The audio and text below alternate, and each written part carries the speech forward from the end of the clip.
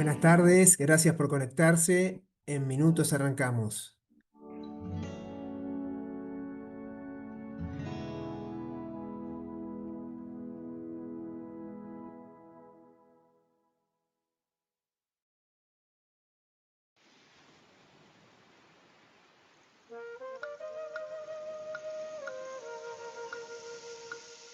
Life is a mystery. Everyone must stand alone. I hear you call my name, and it feels like home.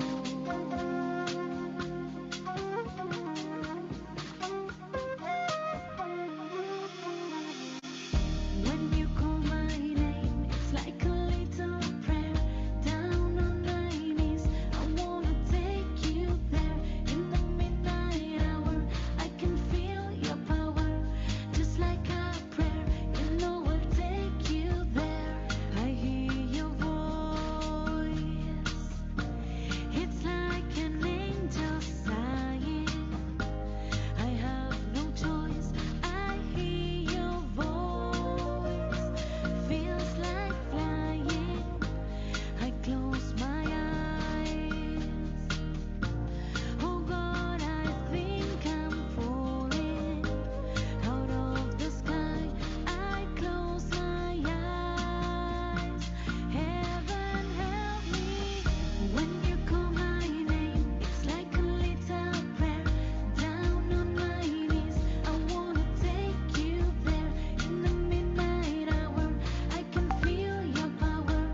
Just like a prayer, you know I'll take you there. Like a child, you whisper softly to me. You're in control, just like a child. Now I'm dancing, it's like a dream. No end and no beginning.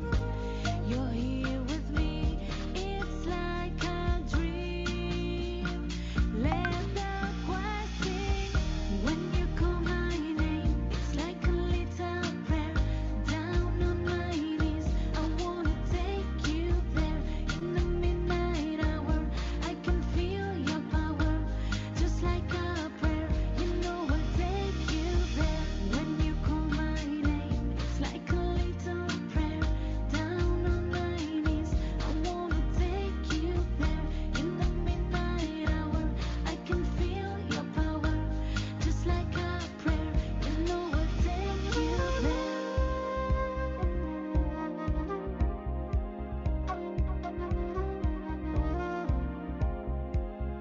Just like a prayer, your voice can take me there.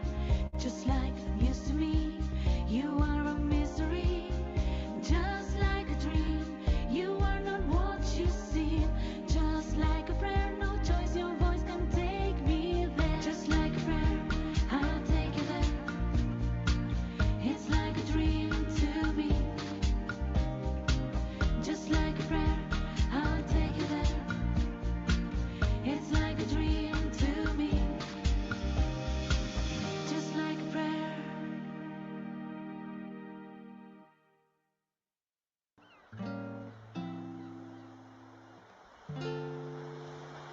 When you close your eyes and you go to sleep, and it's down to the sound of a heartbeat, I can hear the things that you're dreaming about. When you open up your heart and the truth comes out, you tell me that you want me. You tell me that you need me. You tell me that you love me. And I know that I'm right, 'cause I hear it in the night. I hear the secrets that you keep. When you're talking in your sleep, I hear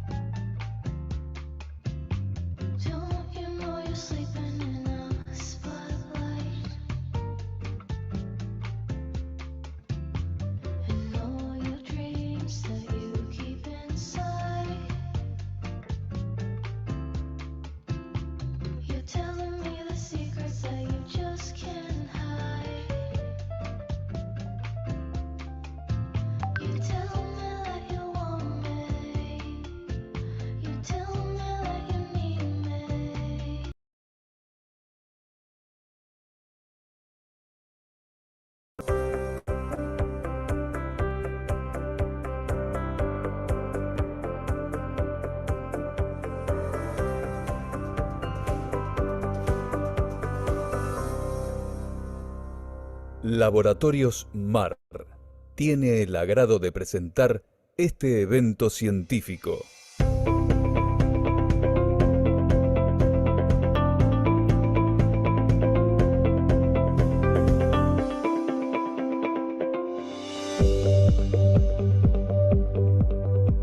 Laboratorios MAR es una empresa cuya finalidad es trabajar por el bien común, siempre al servicio del profesional y la comunidad, elaborando medicamentos de la más alta calidad con valor social.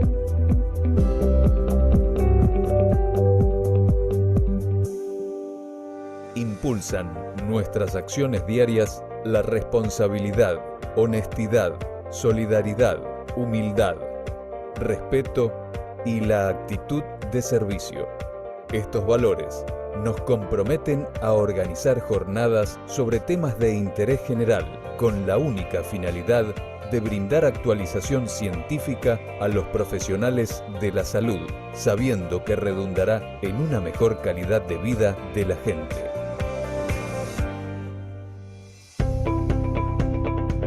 Laboratorios MAR, como siempre, al servicio del profesional.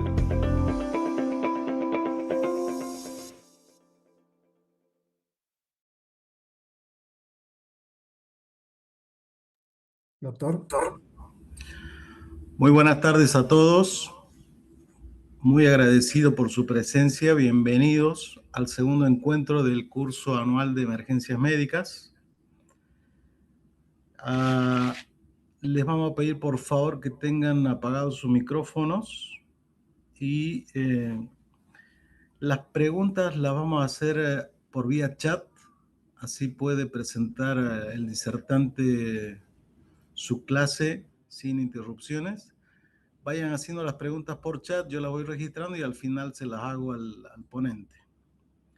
Quería agradecer a la Secretaría de Salud de la Municipalidad de Córdoba y a Laboratorios MAR que nos están permitiendo poder realizar este curso virtual de emergencias médicas y que vemos que hay presencia de distintos hospitales de Córdoba, de la capital y también del interior, de Córdoba y del país.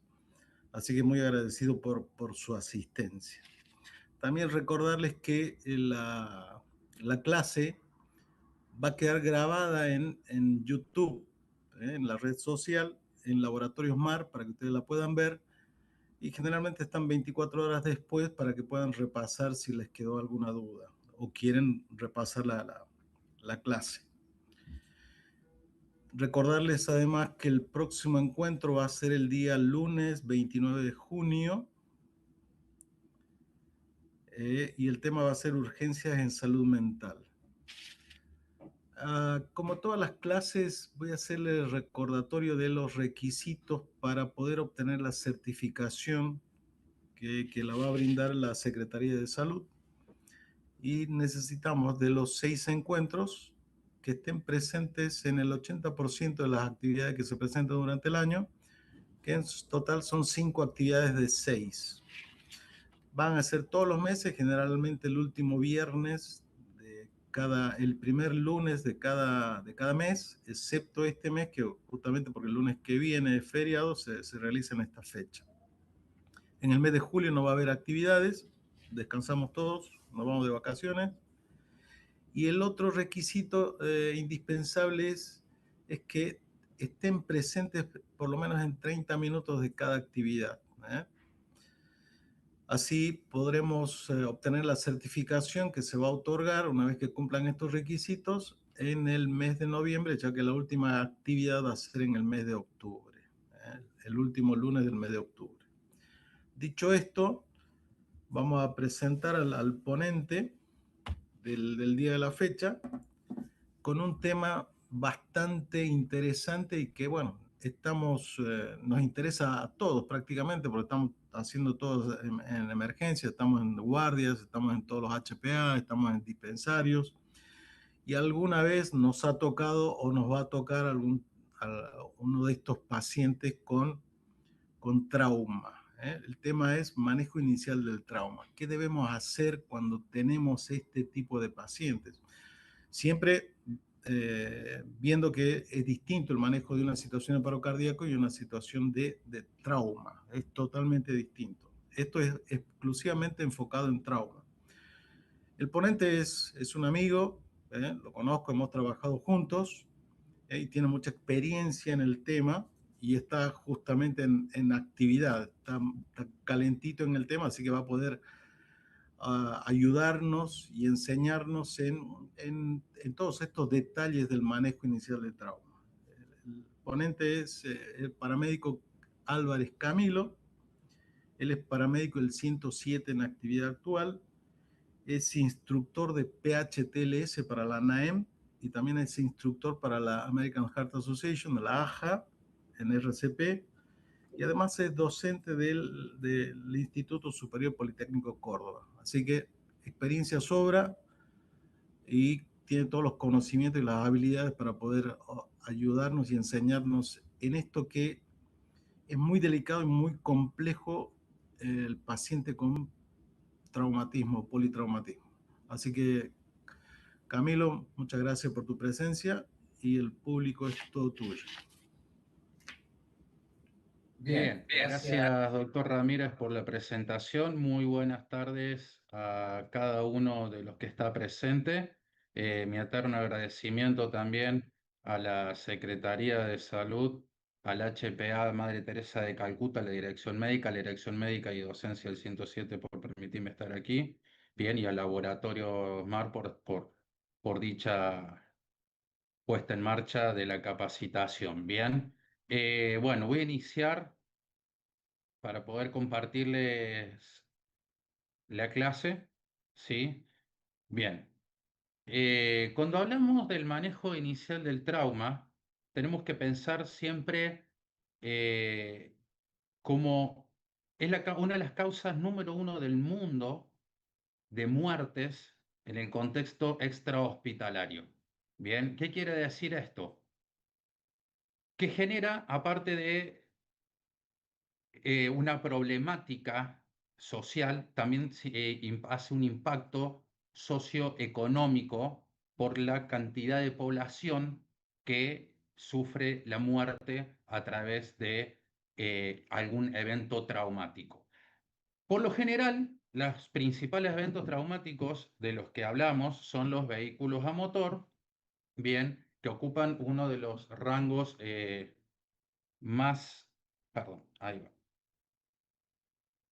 uno de los puntos número uno que ocupan la estadística los vehículos a motor, como la caída en altura en las personas de la tercera edad, la agresión en la vía pública y todo lo que refiere a trauma contuso o penetrante, sea cual sea el mecanismo de lesión. Bien, cuando hablamos de mecanismo de lesión, tenemos que hablar también de lo que hoy se llama la física del trauma o lo que antes lo llamábamos la cinemática del trauma. Es el entender cómo el intercambio de energía produce los distintos tipos de lesiones en los pacientes que sufren trauma, ya sea vehículo-vehículo, vehículo peatón, vehículo menor, vehículo mayor, caídas de altura, inmersión, mal de altura o cualquiera de los eventos traumáticos que podamos conocer en el contexto prehospitalario. Bien.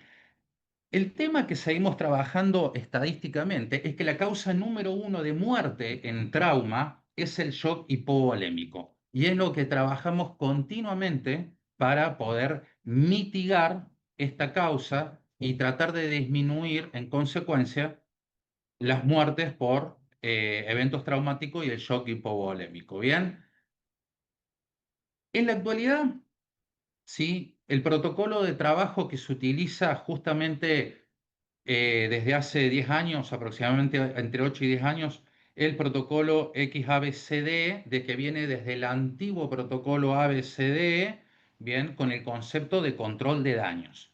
Bien, partiendo de la base de que hoy X va primero.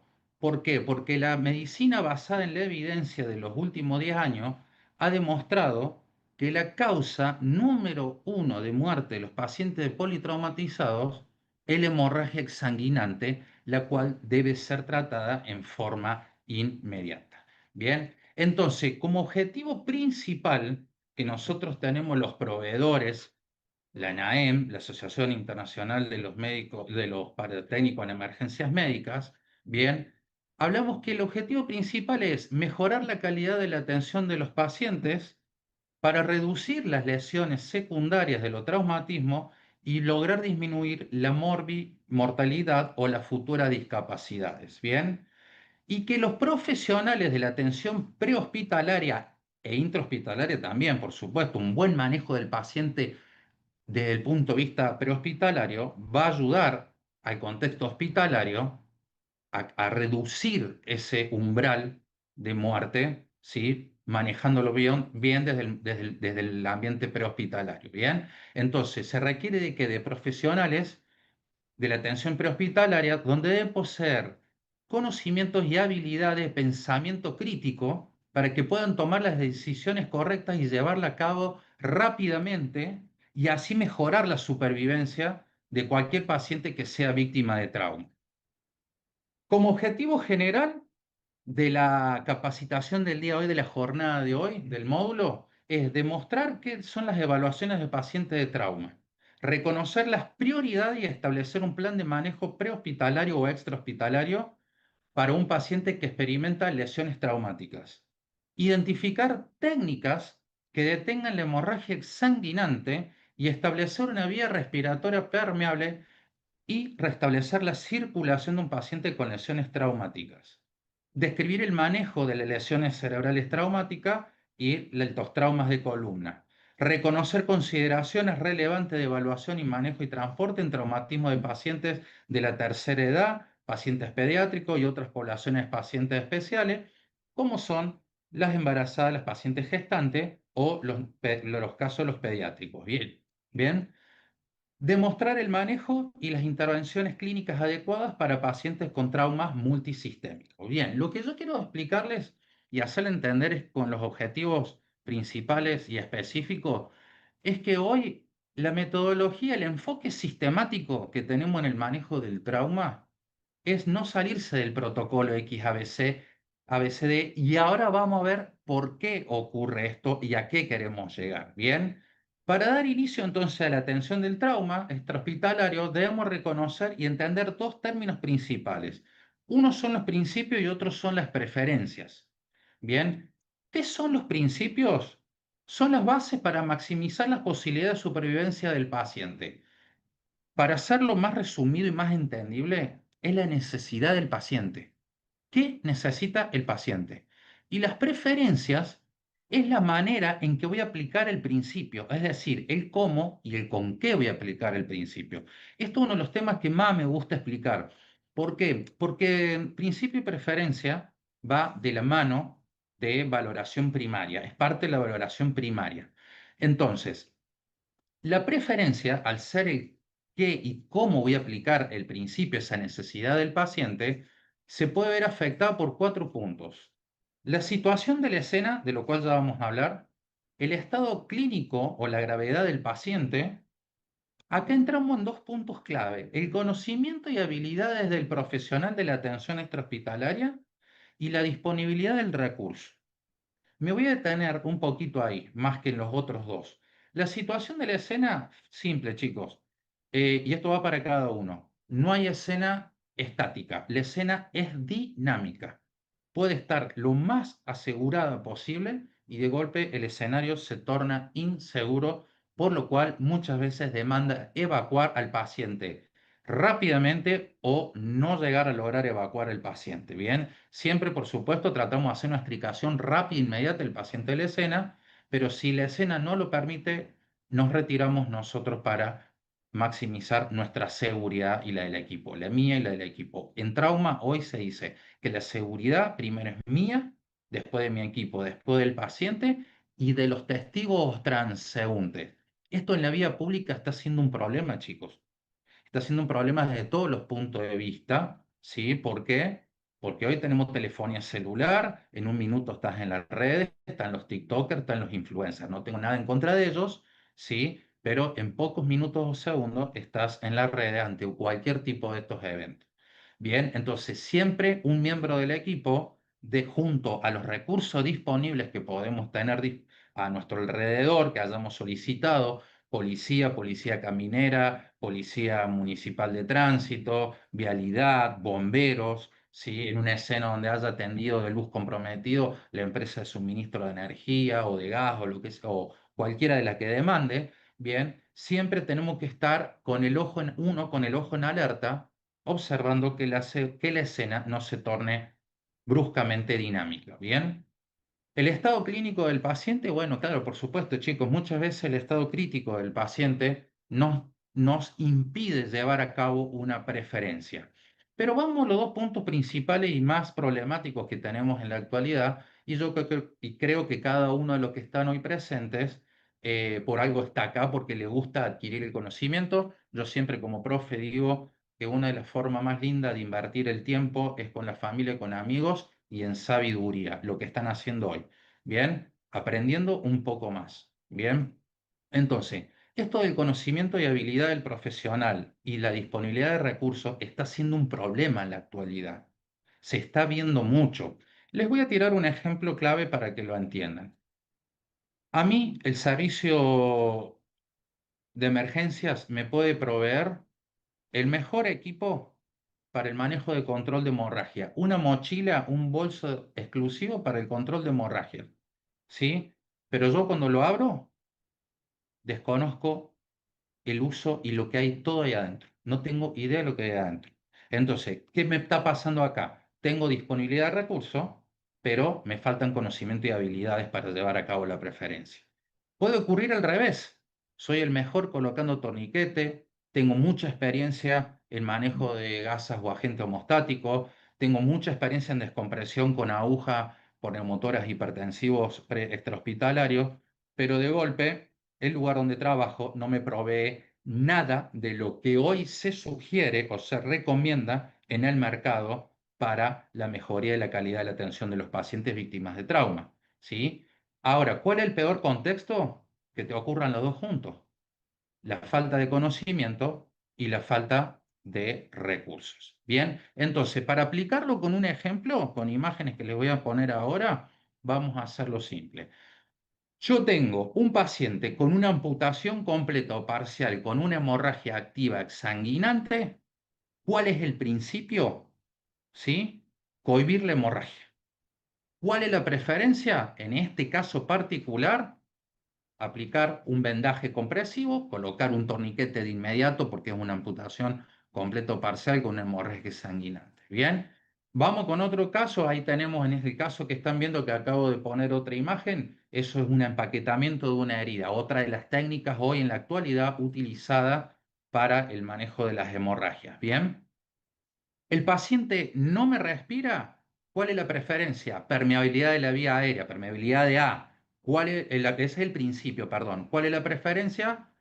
Tracción mandibular, mientras, como hay sospecha de lesión cervical por trauma, yo debo mantener la línea de la cabeza, ¿sí? En línea de los ejes centrales, y traccionar el mentón o elevar el mentón. La maniobra la puedo hacer yo solo o la puedo hacer acompañado de uno de mis compañeros. ¿Bien? O, como ven la otra imagen, el paciente está presentando una demanda de oxígeno. Entonces, ¿cuál es el principio? Oxigenar al paciente. ¿Cuál es la preferencia? En este caso, si el paciente se encuentra con frecuencias respiratorias entre 10 respiraciones por minuto o 30 respiraciones por minuto, administrar oxígeno suplementario a través de una máscara de no reinhalación con bolsa de reservorio y oxígeno al 100%, con un volumen minuto de aproximadamente 10-12 litros por minuto. ¿Bien? O en la última imagen, el paciente tiene indicación de restricción del movimiento espinal, por ende, ¿cuál es el principio? Inmovilizar, ¿sí? El cuello a través de un collar cervical. ¿Cuál es la preferencia? Colocarle dicho dispositivo, en este caso el collar cervical. Bien, recordar siempre, que lo voy a aclarar de nuevo en un ratito, van a ver que cuando entremos a X, A, B, C, D, E, quiero que se grabe en esta imagen del collar cervical y lo que voy a dar a explicación siguiente. Las prioridades en la atención prehospitalaria son garantizar la seguridad de la escena, como les dije anteriormente, determinar la necesidad de los recursos adicionales cuando arribo a un domicilio, cuando arribo a la vía pública, ¿sí? Ya se lo expliqué, la presencia policial de la fuerza de seguridad, la presencia de la policía municipal para el control de tránsito, vialidad en el caso de que sea una autopista, una autovía, una circunvalación, una ruta de 2 carriles sin separador, ruta convencional, ¿bien? O así también, como dije recién, en caso de que se vea comprometido un tendido de luz, un caño de suministro de gas o de agua, bien, o un incendio o un domicilio con fuga de gas de monóxido de carbono, los especialistas en tal tarea para poder brindarme la seguridad y no entrar a la escena y yo convertirme en una víctima más. Considerar siempre el mecanismo de lesión. Y acá hago un parate. Hablar de mecanismo de lesión, hablamos ya desde una impresión general de la escena. Cuando hablamos de una impresión general de la escena, quiere decir que, por ejemplo, cuando a mí me son asignados a una atención en vía pública por la colisión de 2 vehículos a motor, evaluar el mecanismo de lesión me habla mucho sobre las posibles lesiones que puede presentar el paciente a nivel general. Bien. Una de las cosas que yo tengo que hacer cuando arribo a la escena, por ejemplo, es observar lo que le decimos nosotros visión de parabrisas, es cuando estoy arribando, ya estoy viendo, encontrándome con el contexto, viendo si hay frenada, no hay frenada, si está lloviznando, si el piso está seco, está húmedo, bien, tamaño de los vehículos, aproximadamente cuántas personas veo involucradas, bien, deformidad de los vehículos, tipo de impacto de los vehículos frontal, frontolateral, ¿sí? Por alcance, vehículo menor, vehículo mayor, bien quién le pegó a quién.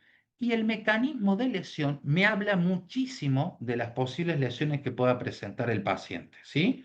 Y acá entra en juego lo que yo le decía, la física del trauma. Las 3 leyes de Newton, para que nos acordemos un poquito más de física, bien, y realizar una evaluación primaria para identificar las amenazas de la vida. Y acá entramos bien en el contexto de la atención prehospitalaria.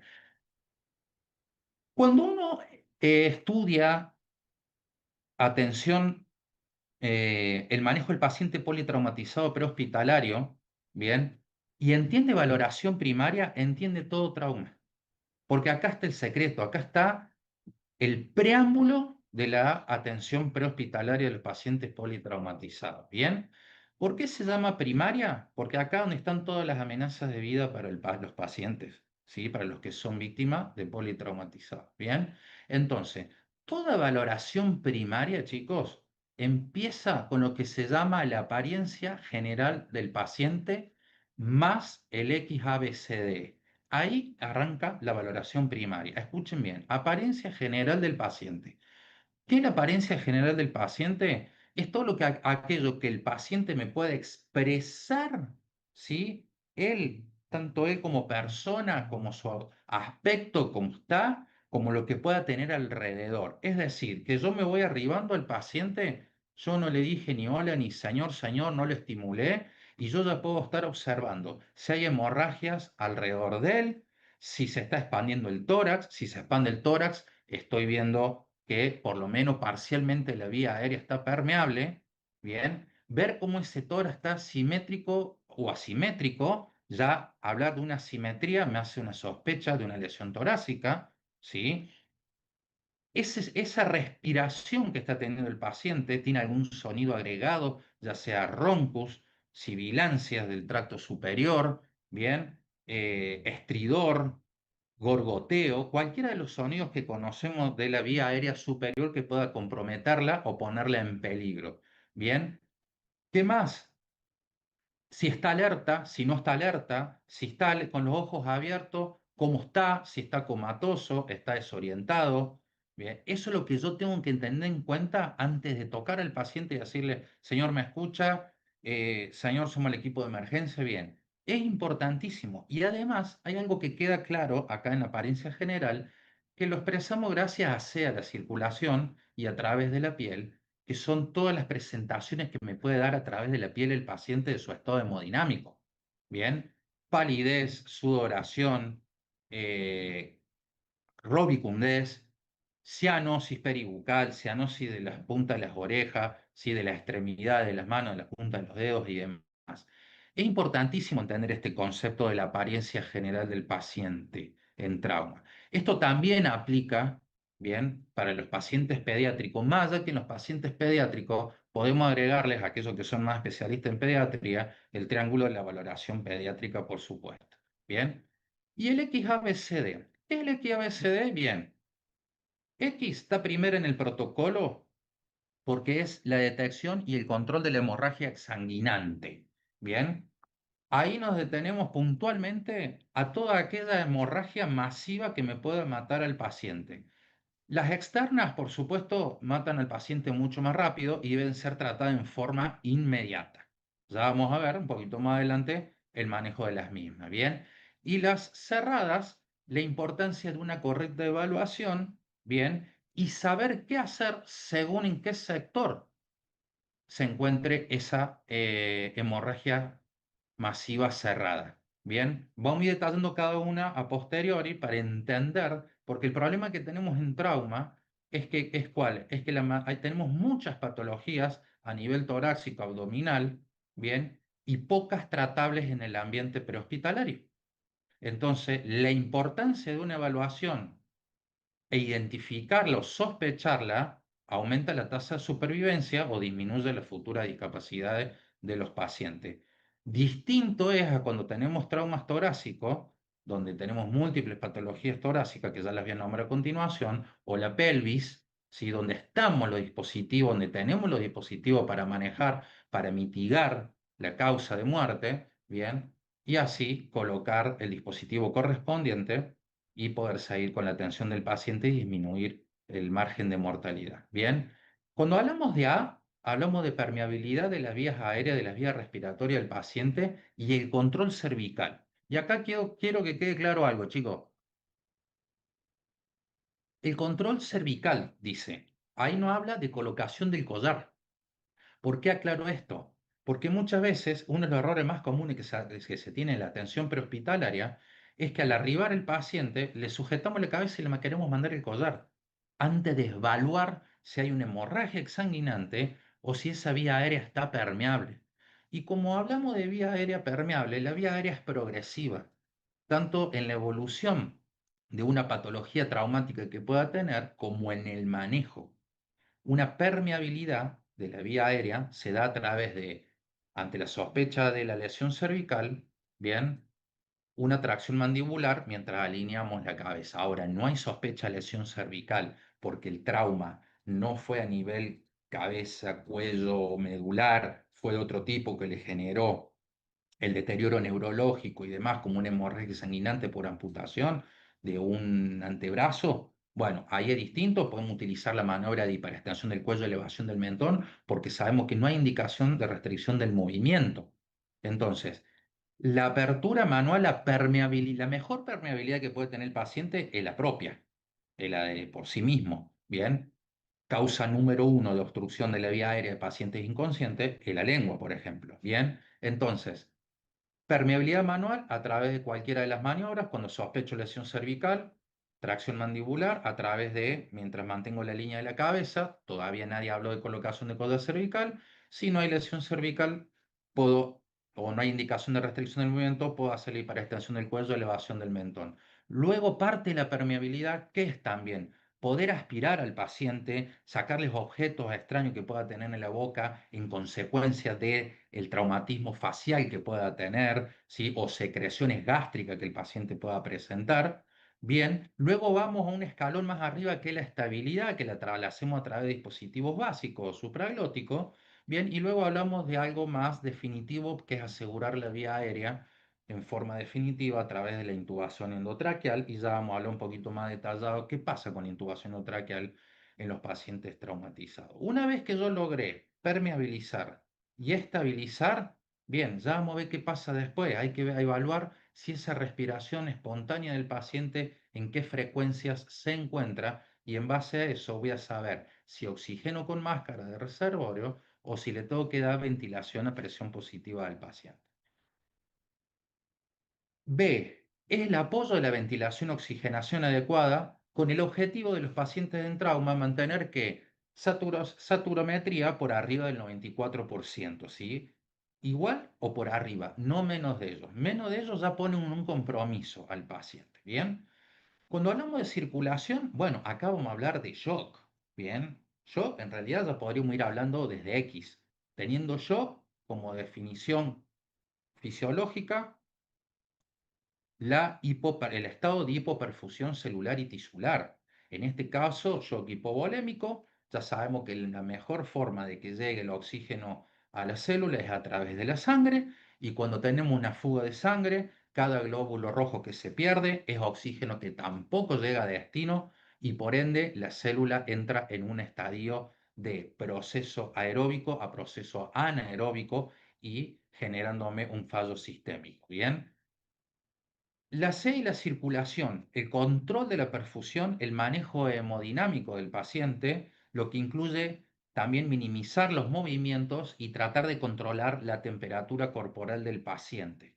Bien, acá entra, cuando hablo de el manejo hemodinámico del paciente, saber que los pacientes politraumatizados por shock hipovolémico debemos mantenerlos por lo menos con una hipotensión permisiva de 85 a 90 milímetros de mercurio, con una media de 65 a 70 milímetros de mercurio. Y si hay una lesión cerebral traumática asociada, ¿sí? Una de las H a cuidar de la lesión, una de las H como lesión secundaria a cuidar de la lesión cerebral traumática, es la hipotensión. Bien, entonces los valores cuando están asociados, la lesión cerebral traumática, el shock hipovolémico, con la lesión cerebral traumática, lo ideal es una presión arterial sistólica de 100 más cerca a 110 milímetros de mercurio. Bien, luego en D tenemos lo que es el déficit neurológico o la evaluación adecuada y el manejo de las lesiones secundarias en la lesión cerebral traumática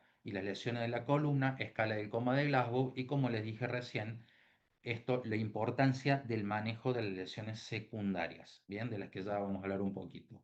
Y luego tenemos E, que es la exposición del entorno, que es la correcta exposición, cómo yo al paciente debo exponerlo, físicamente exponerlo, para una evaluación adecuada y así no poder pasarme por encima ningún trauma de gravedad, siempre y cuando tenga en cuenta la prevención de la hipotermia. Es decir, que todo paciente politraumatizado, ¿sí? Por shock hipovolémico, debemos cumplir, chicos, lo que se llama la triada de la muerte, o sea, el buen manejo del triángulo, el buen manejo de la hipovolemia, la hipoxia y la hipotermia. Cuando hablemos de hipotermia vamos a ver el famoso triángulo de la hipotermia, porque uno de los problemas más grandes que tenemos con la hipotermia, ¿cuál es? Que me genera mucha acidosis a nivel celular, ¿bien? Y las coagulopatías. Entonces, imagínense un paciente con una hemorragia exsanguinante que no presenta pulsos distales. Si no presenta pulsos distales,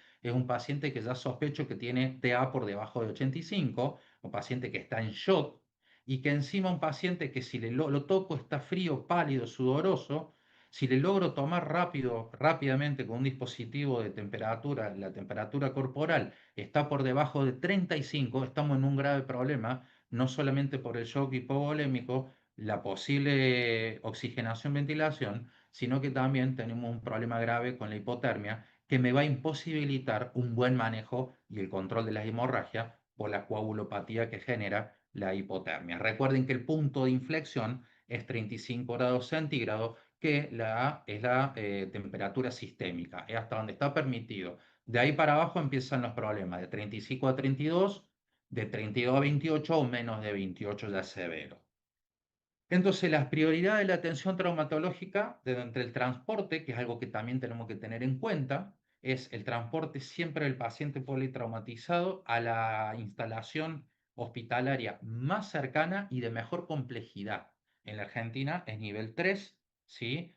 Y evaluar siempre, cuando yo llevo un paciente a un nosocomio definitivo, no solamente tenerlo como cercano y de máximo nivel, sino de decir, el paciente presenta una lesión cerebral traumática severa, se cayó de altura, no tiene hemorragia sanguinante, tiene un traumatismo contuso, con deformidad, con retracción temporoparietal en la cabeza, con reflejo de Cushing, ¿sí? Con bradicardia, hipotensión y patrón respiratorio alterado irregular. Bueno, a ver, ¿Qué nosocomio tengo cerca y rápido? Pero que también disponga de qué? De neurocirugía, porque ese paciente tiene que ser visto con un especialista de tal patología traumática. Entonces, eso son varias cosas las que tenemos que tener en cuenta, conocer dónde voy a derivar el paciente de máxima complejidad y también asociado a las patologías traumáticas que presente. Acá entramos en lo que es también recopilar el historial médico del paciente, bien, mediante el famoso sampler, bien, y realizar una valoración secundaria, que ya vamos a hablar de qué se trata. Comunicarse siempre de manera efectiva con el hospital receptor, nunca dejemos de hacer eso, porque cuando llegamos somos mal vistos, bien, o no coinciden por la comunicación telefónica a lo mejor, en la triangulación de la comunicación, no coinciden lo que está pasando, datos que vos brindaste con lo que le brindaron al hospital receptor. Y las consideraciones sobre los transportes prolongados. ¿Qué pasa cuando las distancias de transporte son de mucho tiempo por la distancia? Y las consideraciones que debo tener en cuenta en relación a la valoración primaria, la valoración secundaria y ciertos tratamientos que tengo que hacer. Bien, para hablar de valoración secundaria, recién hablé de valoración primaria, apariencia general del paciente, X, A, B, C, D, E. Para hablar de valoración secundaria, esto lo hacemos en el móvil y en lo posible cuando vamos en cuando nos estamos trasladando al paciente, ¿bien? La valoración secundaria tiene 3 puntos. Una evaluación cefalocaudal completa de cabeza a pies, ¿sí? Y de proximal a distal, ¿bien? Donde el método más seguro es mirar, escuchar y sentir. ¿Qué miro? Observo al paciente que presenta deformidades, retracciones, ¿bien? Algún tipo de luxación, de impedimento de la movilidad de alguna de las extremidades, ¿sí? ¿Qué vamos a escuchar? Y vamos a escuchar cualquier sonido agregado que puede ser a la palpación, por ejemplo, el crépito ante la palpación de una fractura.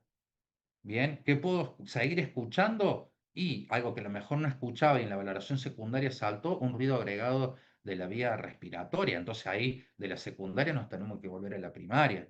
Bien, ahora, ¿qué cabe destacar? La valoración secundaria no arranca hasta que se terminó de hacer la valoración primaria. La valoración primaria, chicos, debe llevar 30 segundos de evaluación y 30 segundos de tratamiento como máximo. Bien, ya sé que algunas intervenciones son un poquito más complejas, algunas intervenciones demandan más tiempo o de mayor habilidad, lo que te puede retrasar el tiempo, pero el tiempo en la atención crítica del paciente prehospitalario es el peor enemigo.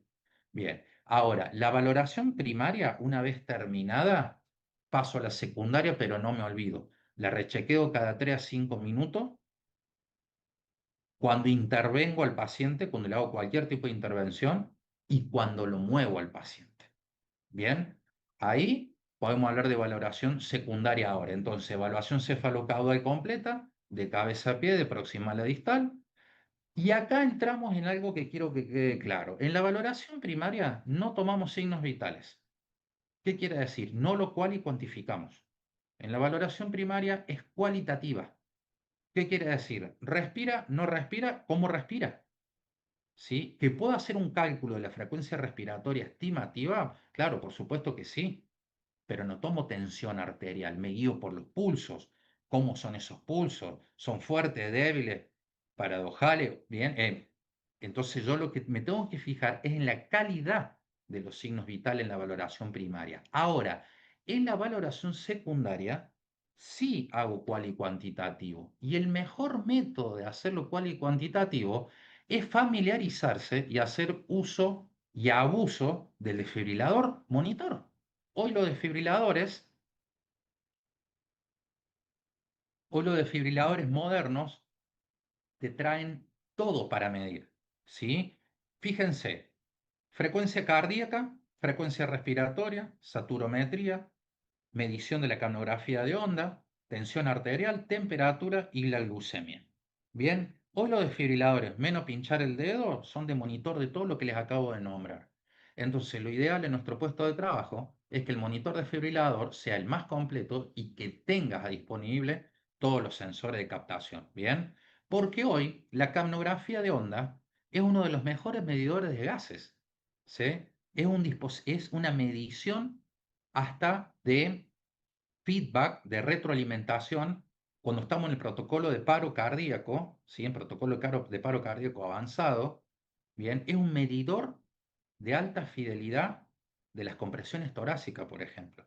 Bien, y además, en trauma, hablando netamente, una de las lesiones secundarias que tenemos que manejar y evitar en la lesión cerebral traumática es la hiperolipocamia. Y la única forma de tenerlo claro eso es midiéndolo a través de la canografía de ondas.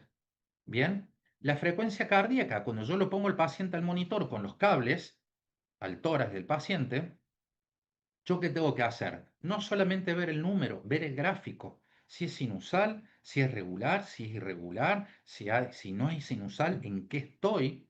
Porque, por ejemplo, un trauma por descarga eléctrica, el paciente, este es un caso, bien, que los pacientes que son víctimas de trauma por descarga eléctrica de alto voltaje y de amperaje deben ser conectados rápidamente al monitor porque debo verificar cómo quedó ese corazón post descarga eléctrica. Bien, ¿por qué? Porque tengo que trabajar el protocolo de trauma más el protocolo de taquiarritmia o de la patología cardíaca en la que me lo haya dejado el paciente. Entonces tengo que ser bien ducho y bien rápido en eso, cuando me asignen una atención de un paciente víctima de electrocución. La frecuencia respiratoria la puedo medir también con el sensor del saturómetro o visiblemente yo puedo calcularlo, ya la calculé a lo mejor en el movimiento torácico del paciente en la valoración primaria. Recuerden que el mejor método de confirmación de una buena respiración o ventilación asistida es la espación torácica simétrica. Porque si ya hay asimetría, estamos con un problema en B y hay que solucionarlo. ¿Sí? La TA, parámetro esencial, cual y cuantificable para ver en qué situación hemodinámica me encuentro de este paciente. La temperatura, para hacer el manejo específico de la misma. Bien, recuerden que yo debo en trauma prevenir la hipotermia. ¿Qué quiere decir? Que si yo tengo la temperatura del paciente rápido tomada, y el paciente está por arriba de 35, automáticamente puedo envolverlo en una manta térmica. El problema es cuando el paciente me bajó de 35, está en 35 menos, no puedo ponerle la manta térmica porque va a conservar la misma temperatura, sino tengo que darle otros medios activos y pasivos de recalentamiento del paciente, como puede ser una colcha, sacarlo del lugar rápidamente del lugar donde está la baja temperatura, administrarle fluidos, que seguro que me lo va a demandar por la pérdida de líquido, a lo mejor el paciente a temperatura, no a temperatura ambiente, sino calentar un poco los fluidos, arriba del móvil, de la ambulancia, brindarle la mayor temperatura que pueda durante el traslado, por más que a mí me haga 40 grados y esté sudando, el paciente siente menos 40 grados, entonces tengo que hacer ese manejo, ¿bien? Y la leucemia, recuerden chicos que hoy en la actualidad todo paciente en estado crítico, no importa la patología y ni si es o no con antecedente de diabetes, el paciente le debemos medir la glucemia en trauma, en lesiones cerebrales traumáticas, es importantísimo prevenir la hipoglucemia sabiendo las complicaciones que me puede generar la hipoperfusión cerebral con una glucemia por debajo de los valores normales. Bien, y por último tenemos el sampler, que es la recopilación de datos. Si el paciente lo tenemos consciente y alerta, es uno de los métodos mejores de interactuar con el paciente para no solamente sacar el historial médico, sino que también para reevaluar continuamente la escala de coma de Glasgow. Bien, entonces, dentro del sampler que tenemos los signos y síntomas, alergias, medicación que toma el paciente, patologías previas, última ingesta, evento previo, pero recontra importante en un evento traumático también, y riesgos, la R se agrega ahora como riesgos, ¿bien? Porque puede presentar. Los riesgos muchas veces son asociados también a patologías previas, pero patologías previas que tienen al paciente en vela, ¿sí? En observación continua.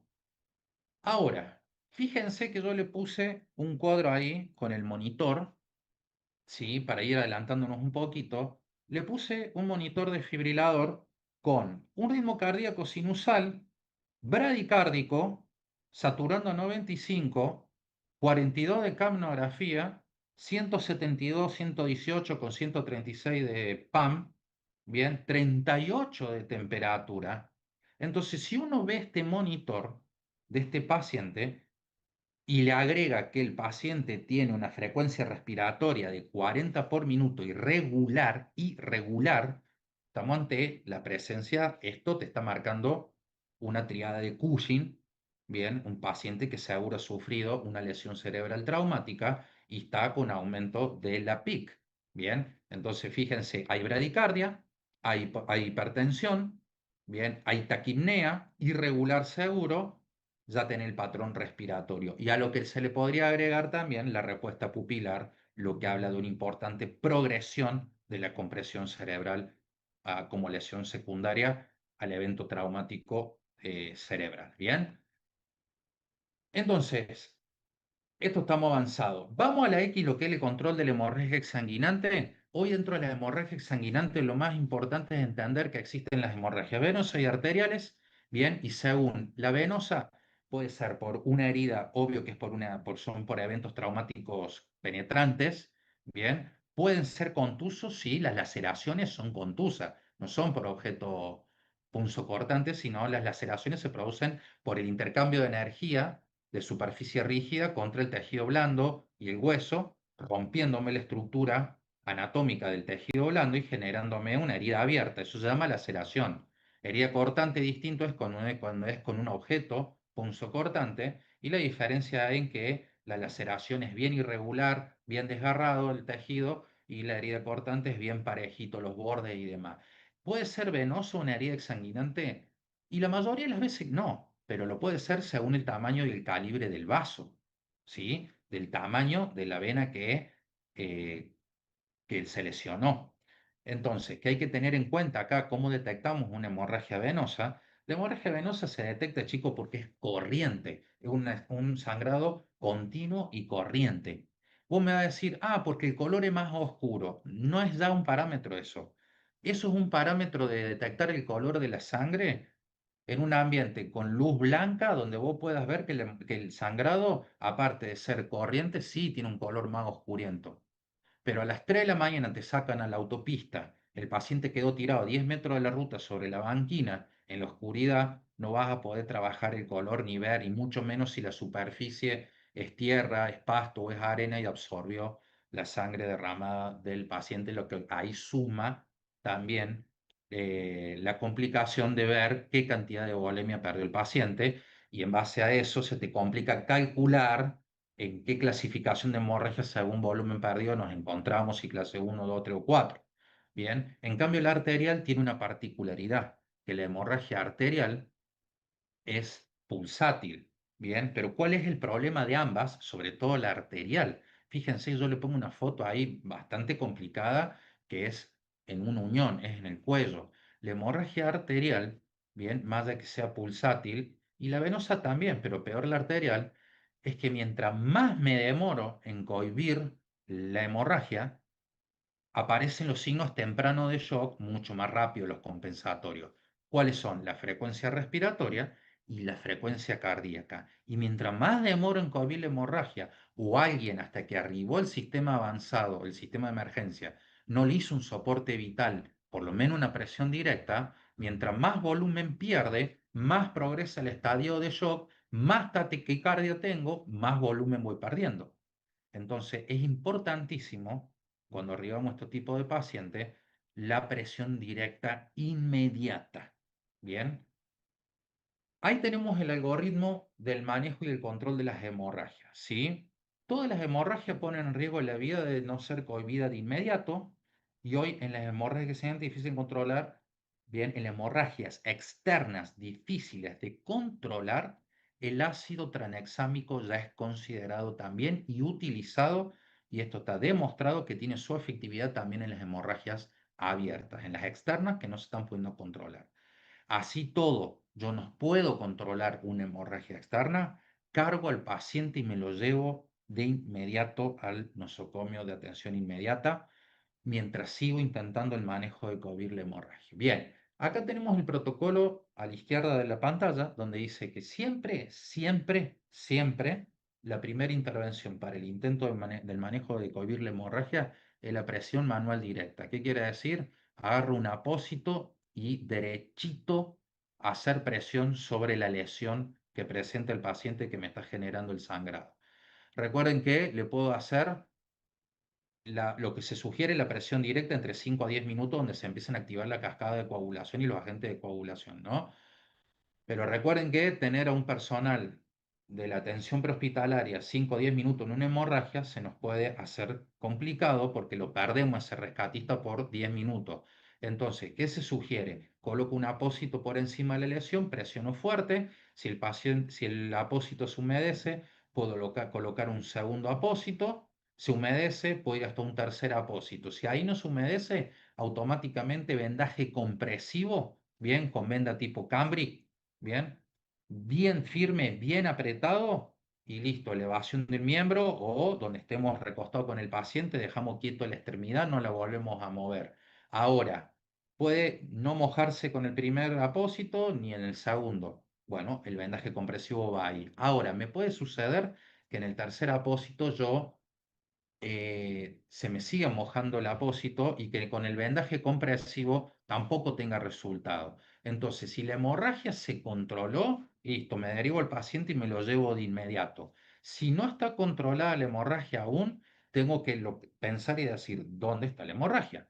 Si está en una extremidad, voy a colocarle el torniquete de inmediato, aparte de la presión que le hice, ¿no? Aparte de la presión manual directa que le hice. Si es en el tronco, el uso de agentes homostáticos, bien, que puede ser el caolín o el celos, que viene granulado, viene en polvo, ahora viene también en jeringa, sobre todo el celox, bien, y la presión directa sobre la herida. ¿Qué sumamos en las extremidades y en las uniones? El empaquetamiento de las heridas. El empaquetamiento de las heridas se hace en las uniones o en las extremidades porque en los espacios de la cavidad torácica o abdominales no tenemos un punto donde hacer la presión y de rellenar esa herida, bien, porque en el caso del abdomen se nos va a desplazar todo el vendaje por el peritoneo, lo que va a no solamente no me va a cohibir la hemorragia, sino que me va a generar unas futuras infecciones agravándome el paciente a posteriori. El empaquetamiento de las heridas, hoy los protocolos dicen que se debe utilizar lo mejor del mercado en la parte comercial. ¿Qué les quiero decir? Agentes homostáticos, va primero adentro de la herida y luego hago el empaquetamiento de la misma y una vez que sobresale la línea de la extremidad o por encima, bien, un apósito a alta presión, bien, y un vendaje compresivo definitivo. Como les dije, acá tengo para mostrarles en cámara, los agentes homostáticos pueden venir en polvo, granulado, en jeringa tipo líquida, bien, o miren esto es una gasa en Z de la marca North American Rescue, bien, acá tenemos gas en Z casi 4 metros para empaquetar una herida, bien, en una extremidad o en una unión. Y si no, acá tengo un poquito menos, ¿sí? Acá tengo 1,5 metros de gas en Z también, humedecí en agente homostático. ¿Qué hace el agente homostático? Me acelera el proceso de coagulación, me lo reduce el tiempo prácticamente entre un 40 y un 60%, lo cual logro un efecto esperado mucho más rápido y luego lo tengo a disposición y lo utilizo. Otro de los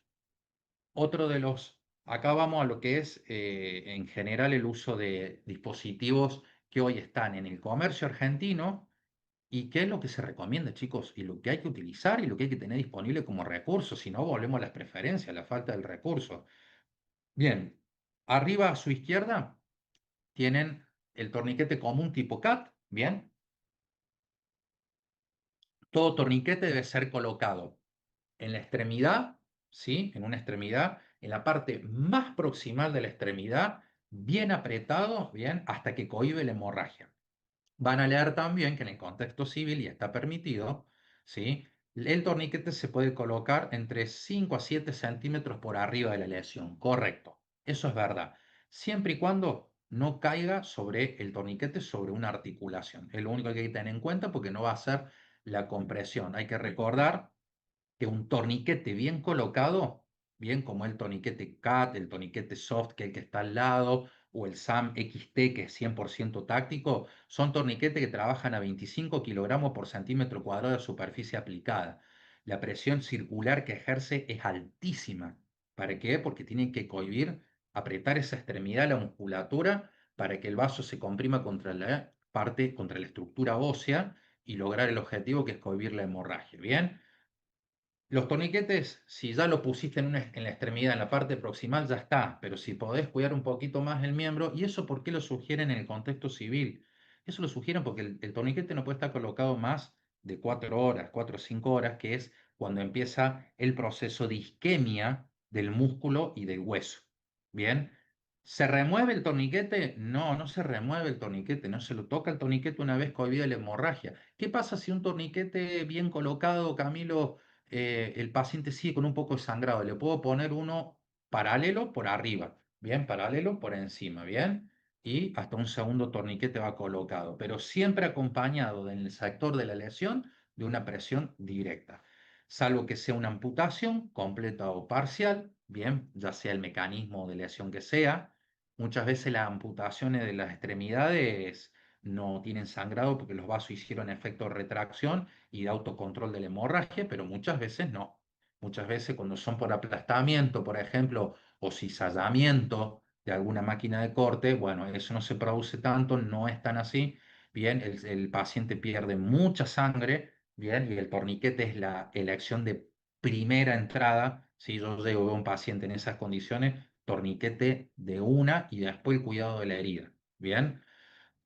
¿Qué más tenemos? Fíjense que a la derecha de todo tienen el torniquete de la unión. El torniquete de la unión es una faja pélvica, ¿sí? Con bombas manuales o neumáticas, manuales tipo tornillo o neumáticas con bomba, bien, bomba tipo la del tensiómetro, la pera del tensiómetro, y son utilizadas para cuando, recuerden que cabe destacar que toda lesión, que toda amputación traumática por arriba de la rodilla se considera también por la energía la ruptura del anillo pélvico.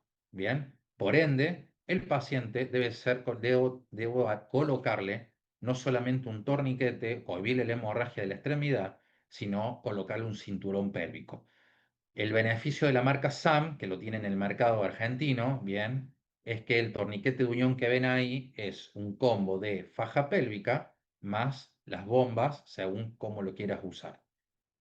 Valor en el mercado, $450 está esto en el mercado, pero una faja pélvica común, ¿sí? Que ya después les muestro una, para el control para disminuir la posibilidad de exsanguinación del trauma de open book de la pelvis, está a $75 en el mercado argentino, viene en 3 tamaños, o sea, vos tenés que tener el kit completo en tu bolso de trauma.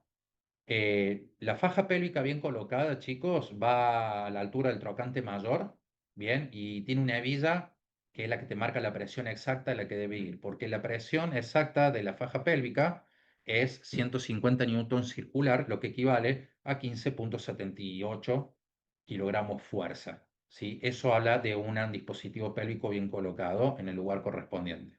Bueno, y abajo al medio, fíjense que ya vieron la gas en Z con agente homostático. Lo del medio es un vendaje israelí, son muy efectivos. Hoy todo lo que le estoy hablando de manejo de hemorragia es también para autocolocación. Bien, todo viene para autocolocación, el torniquete de autocolocación, el vendaje israelí de autocolocación, que es el que ven al medio. Si el vendaje israelí viene empaquetado de esta manera, al vacío, doble al vacío, un envase y dentro otro envase al vacío, porque contiene una barrera antimicrobiana, el apósito que trae de contacto directo con la herida. Es muy efectivo, hace muchísima presión sobre la herida. Todo lo que yo les muestro, chicos, primero está demostrado por el contexto táctico médico-militar y luego se aplica y se busca las variantes al contexto civil, porque recuerden que en el contexto militar se aplica un protocolo que se llama MARCH y no el protocolo XABCD, porque lo que buscan en el contexto de víctimas múltiples, de escenarios hostiles que se llama, es salvar la mayor cantidad de gente posible, bien, como en tiradores activos, bombas masivas, estructuras colapsadas y demás. ¿Cuáles son las causas de muerte en esos eventos? Y por lo general, si salió vivo de la escena, las futuras infecciones, ¿sí? Los shocks sépticos es la causa predominante a posteriori de muerte de estos pacientes. Al lado, y por último, lo que ven ahí abajo, esa cinta anaranjada, es una cinta elástica que se llama torniquete SWAT, microporoso, bien, con una elasticidad de una tensión suficiente que bien colocado equivale a la presión de la mano de una persona adulta para cohibir la hemorragia. Se le dice torniquete SWAT porque se lo aplica como tal. En vez de aplicarlo con una cinta circular y un tornillo o manivela que va girando, esto te lo colocas siempre conservando la tensión. Pero ¿cómo te das cuenta cuál es la tensión correcta del dispositivo del torniquete SWAT? Fíjense que tiene unos triangulitos, unos rectángulos arriba, ¿sí? En línea, y te marca una flechita que te muestra unos cuadrados. Y al lado tenía un círculo, que bueno, está tapado por el rollo, que antes era un óvalo. ¿Qué te quiere decir? Que la tensión perfecta de la cinta es cuando los rectangulitos que representa la cascada de coagulación quedan cuadrados y el óvalo queda redondo. Ahí está la tensión conservada. Se usa todo el dispositivo, no se lo corta. La ventaja de esto, podés poner un apósito y arriba de la herida hacerte el torniquete. Duele muchísimo este torniquete SWAT, ¿eh? Molesta un montón, pero tiene mucha efectividad. Bien, o podés colocarlo por arriba de la herida como un torniquete soft, CAT, SAM XT o demás. Bien. Evaluar la posibilidad dentro de lo que es el manejo inicial del trauma, tenemos lo que es evaluar la posibilidad de la presencia de las hemorragias internas, que las más conocidas y graves son las de cavidad pleural, bien, masivo a nivel pleural, como un hemotórax masivo, peritoneal de abdomen, bien, pelvis y la fractura bilateral de los fémur. ¿Por qué la fractura bilateral de los fémur, chicos? Esto es simple. Ya todos conocemos que la fractura cerrada de fémur de una persona adulta almacena hasta 1,5 mililitros de, perdón, 1,5 litros de sangre del paciente. Bien. Por ende, 1,5 litros estamos en clasificación de hemorragia de clase 3. Bien, estamos en la clase, entrando a la clase 3. Y si es bilateral, la fractura de fémur cerrada, estamos hablando ya de 3 litros. Estamos hablando casi del 80% de la pérdida de la volemia, suficiente para generarle déficit neurológico al paciente, exaginación, shock hemorrágico, insuficiencia respiratoria, todo lo que complica al paciente el shock hipovolémico cerrado. Ahora, el tema acá es que, ¿qué tenemos para tratar las hemorragias cerradas? En realidad nada, el tratamiento definitivo es hospitalario. Lo que yo tengo que hacer es una buena evaluación correcta, ¿sí? Y derivar al paciente en forma inmediata, bien, a tratamiento definitivo que es el quirófano. ¿Qué le puedo hacer yo mientras? Bueno, la que tiene tratamiento un poco más específico es el Open Book positivo, colocarle un dispositivo pélvico como el que ven ahí, que se llama faja pélvica tipo Slim. Vienen tres tamaños, pequeña, mediana y grande. Bien, y como le expliqué, va colocado a la altura de los trocantes mayores. Bien, y la fuerza de tensión circular es en 150 newton, lo que equivale a 15,78 kilogramos fuerzas circulares. Ahí recuerden que la Open Book, ¿por qué se caracteriza? Por el movimiento, el paciente presenta dolor pélvico en el examen, puede ser la amputación traumática por arriba de la rodilla de uno de los miembros inferiores, bien, y puedo apoyar el talón de las manos sobre la cresta ilíaca y con una leve presión hacia abajo noto la inestabilidad. Y cuando tenés buen ojo, notas que el paciente algo pasa porque está muy ancho. ¿Qué pasó? El cartílago central de la unión de los anillos pélvicos está roto por completo.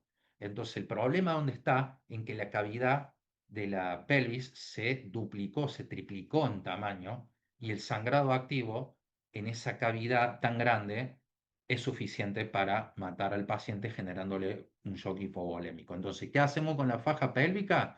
Es no inmovilizar, pero sí estabilizarla para lograr reducir ese espacio que se agrandó a lo más normal posible. ¿Y con qué va acompañado? Como toda hemorragia cerrada o hemorragia externa, con ácido tranexámico en el uso prehospitalario.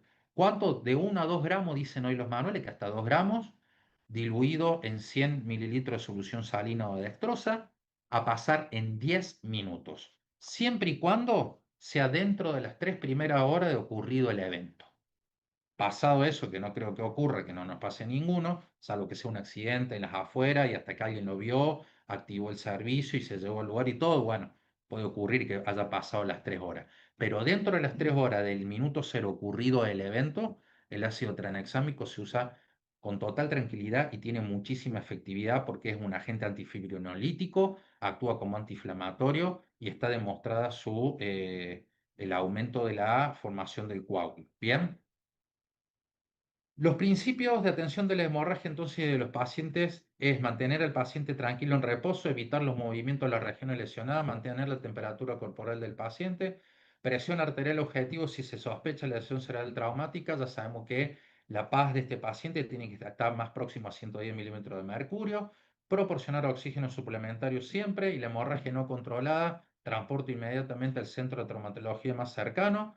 La hemorragia controlada, debo completar la evaluación primaria en la escena y durante el transporte la perfusión de apoyo y el ácido tranexámico.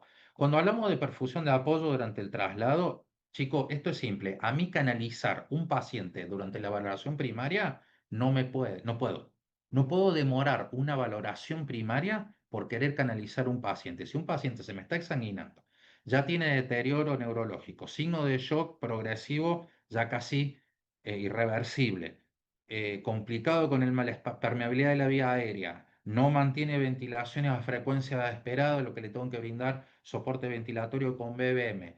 No me puedo poner a canalizar el paciente. Primero estabilizo el XABCD y una vez que termine ese XABCD considero el acceso intravenoso o intraóseo para el paciente para poder administrar. ¿Cómo administro? ¿Cómo es la reposición de volumen de los pacientes? Bueno, hoy se sugiere, por supuesto, ya se está hablando de la posibilidad de los hemoderivados.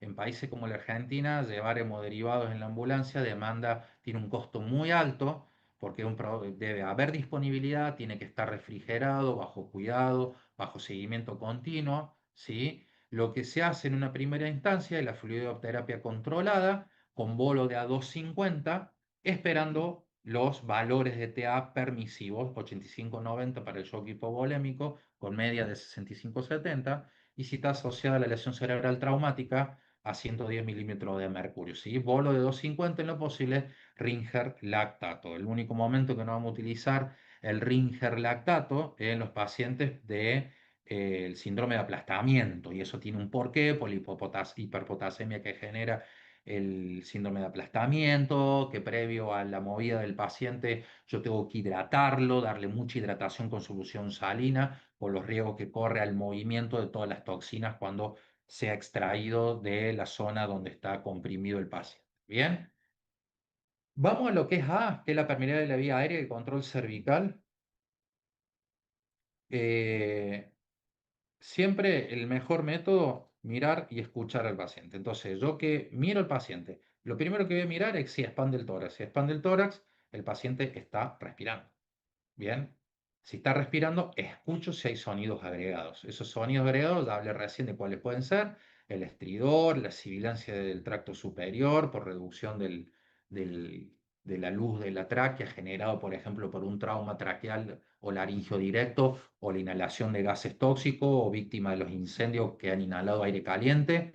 Bien, y todos esos sonidos yo los tengo que tener en cuenta. El gorgoteo me demanda una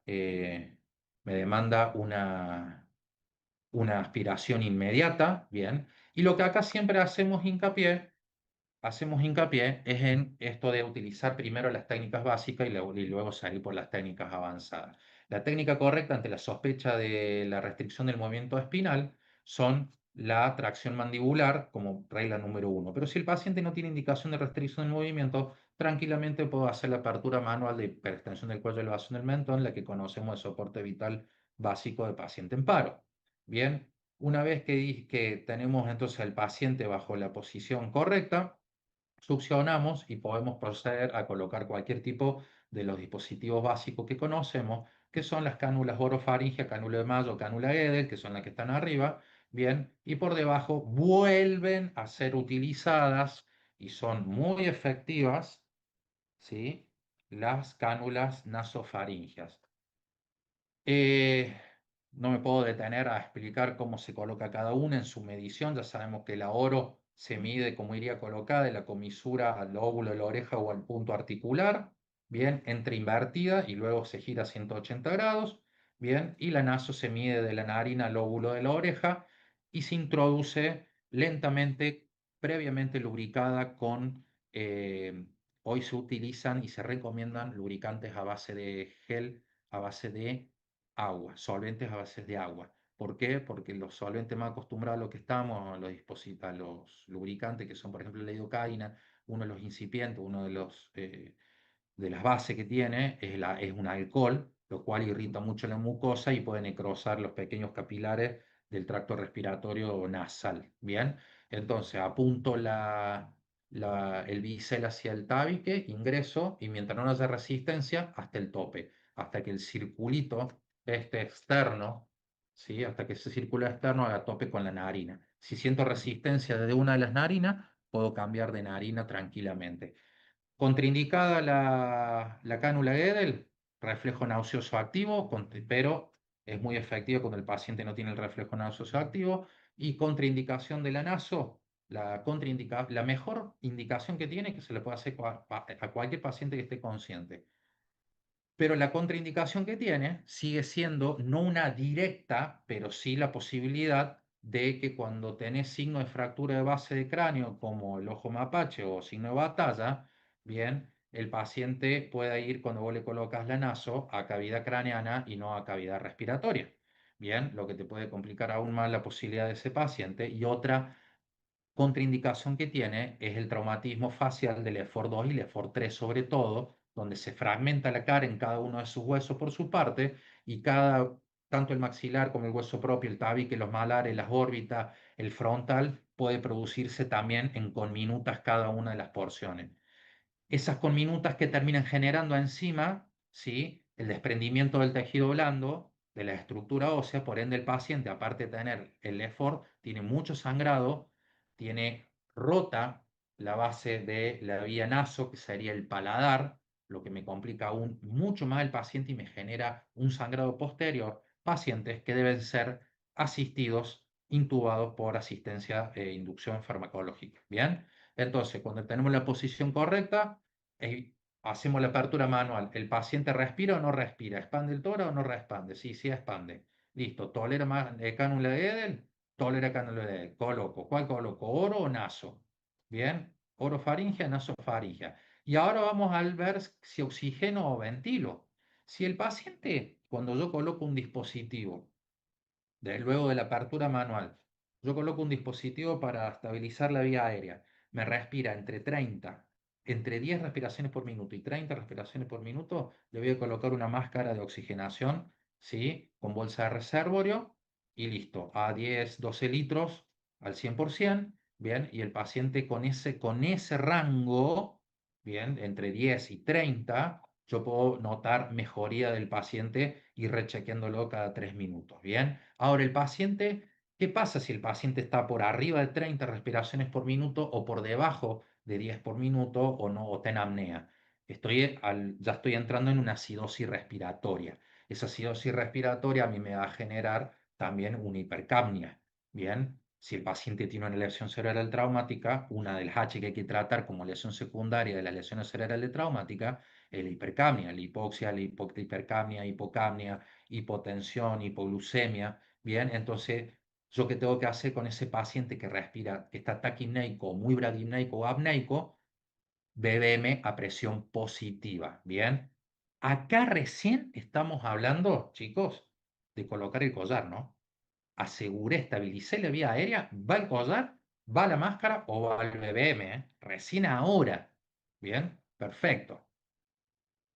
Otro manejo un poquito más avanzado de lo que son las vías aéreas de los pacientes son los dispositivos supraglóticos, como son la máscara laríngea estándar, bien, que es como un tubo endotraqueal, un poquito más flexible, más inestable, y que en la punta tiene un CAF de insuflado, ¿sí? Que se elige por talle. Los talles de las cánulas de la máscara laríngea estándar son por rango de peso, bien, y el CAF no puede llevar cualquier presión de insuflado, todo viene nomenclado a lo largo del tubo y en el paquete estéril, en la parte posterior, también trae toda la nomenclatura, talle, rango de peso, insuflado máximo del balón, y los tiempos máximos de las máscaras laringeas, ya sea la estándar, la A-Gel, que es la que está en la foto ahí colocándole gel, o el tubo King LT, por ejemplo, o la Fact Trash, que son las que están acá al costado, al ser CAF de insuflado,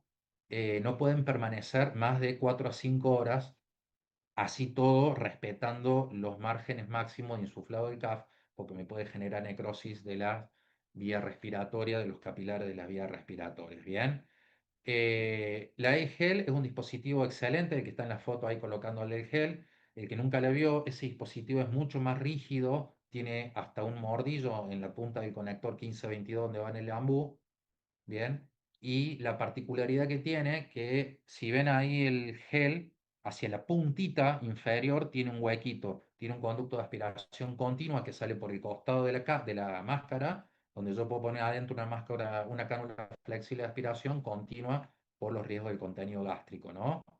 Este tipo de máscara, cuando ingresa y entra en contacto con la humedad de la vía aérea en el receso laringio, es un polímero de expansión. ¿Qué hace? Se expande cerrando la cavidad esofágica y se sella hacia la laringe, o sea, hacia la tráquea del paciente. ¿Bien? Y como último método de asegurar en forma definitiva la intubación endotraqueal a través de un tubo endotraqueal, un balón, selecciono de balón a elegir para el tamaño del paciente, bien. La decisión de realizar una intubación endotraqueal o de emplear un dispositivo alternativo después de tomarse una evaluación global de los riesgos y los beneficios, incluido la probable dificultad por el nivel de experiencia que a veces le falta a los proveedores de la atención prehospitalaria, ¿no? Recuerden que lo debe hacer el más experimentado y ante a un fracaso del intento de la intubación, tenemos que tener el plan de contingencia listo y por lo general lo que buscamos con el plan de contingencia es no retroceder a los básicos, sino poner un dispositivo supralótico más que uno básico. Bien, ahí como ven, les pongo cómo es el proceso, el equipo de preparación, fíjense, ventilación, oxigenación previa, con dispositivo BBM, tubo de oxígeno, mascarilla, ya sea vía aérea oro o NASA, un monitoreo continuo electrocardiográfico, bien, presión arterial. Cuando voy a armar el equipo de intubación, la jeringa, el estilete, que yo más que estilete sugiero guía de Eichmann o buggy de Eichmann, bien, laringoscopio, laringoscopio óptico, laringoscopio convencional, video laringoscopio, lo que tengan, sonda de succión rígida de gran calibre y si pueden ser la tipo Tucanto, que es para aspiración continua, mejor. Bien, y el plan de rescate, como les dije, una máscara laringea o en el caso de que sea por inflamación que se le haya cerrado toda la tráquea del paciente, un set de vía aérea quirúrgica. A ver, la vía aérea quirúrgica en el prehospitalario demanda mucha práctica, mucho entrenamiento y es lo que falta. Lo que les quiero decir es que cuando no puedo oxigenar, no puedo ventilar, no puedo intubar al paciente, no me queda otra que la vía aérea quirúrgica, ¿bien? Pero la vía aérea quirúrgica tiene una desventaja letal, que si fracasaste en la primera, perdiste la vía aérea del paciente, ¿sí? Bien, tenemos esto de lo que es a la hora de intubar a un paciente, hacer una valoración rápida, tipo que se le dice la valoración Given, que es ver la hipoxemia del paciente, tener en cuenta los extremos de tamaño de los pacientes, el desafío anatómico de los pacientes, o sea, acá entran las evaluaciones Malampati, Comar Lane y demás, bien, todo lo que me complique la vía aérea aún más, como los vómitos, la sangre, cualquier líquido que pueda complicarme el compromiso, que me tenga en compromiso la vía aérea cuando esté en el intento de la intubación. La exsanguinación, y esto está claro, porque la exsanguinación me genera una brusca caída de la concentración de oxígeno y la evolución del paciente, lo que me lo complica más a la hora de tratar de intubarlo. Y por supuesto, la movilidad del cuello en N, recuerden que cuando el paciente tiene el collar cervical por indicación de restricción del movimiento, yo no puedo al paciente mover la posición de los tres ejes libremente. Lo que yo debo probar, por ejemplo, cuellos delgados, largos como tengo yo, muchas veces los pacientes tienen apertura oral con el laringoscopio. pero otros nos demandan de que los tres rescatistas estemos ahí abordando la vía aérea, uno tenga la cabeza, suelta el que va a intubar, suelta nomás el collar, el otro le pasa el equipo al que va a intubar y una vez que esté intubado se cierra el collar cervical de nuevo y eso es tiempo y demanda la mano de los tres rescatistas. Bueno, acá está lo que es la intubación asistida por medicamentos. Hoy la intubación asistida por medicamentos se recomienda el hipnótico, el midazolam, bien, un analgésico como son los opioides, que son la ketamina y el fentanilo, cada uno con su ventaja y desventaja, bien, y un bloqueante neuromuscular, como es la succinilcolina en su preferencia, que actúa en 15 segundos y en 3 minutos está metabolizada. Luego, si el paciente se pone competitivo, bueno, hacerle la dosis correcta de mantenimiento tanto del hipnótico como del analgésico, ¿bien? Vamos por acá.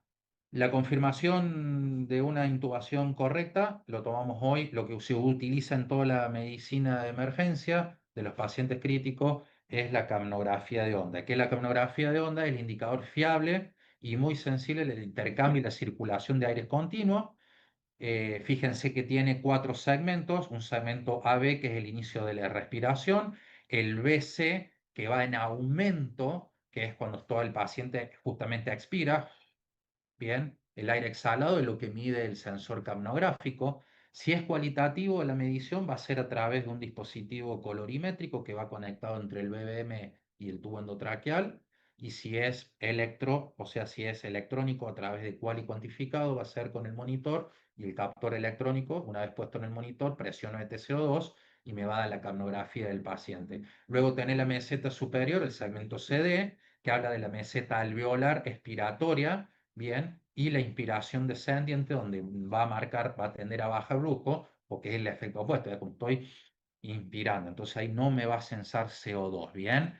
Abajo vemos una onda capnográfica normal, ¿sí? De lo que debería rondar entre 35 y 40, 45 dice alguna bibliografía, según la patología del paciente.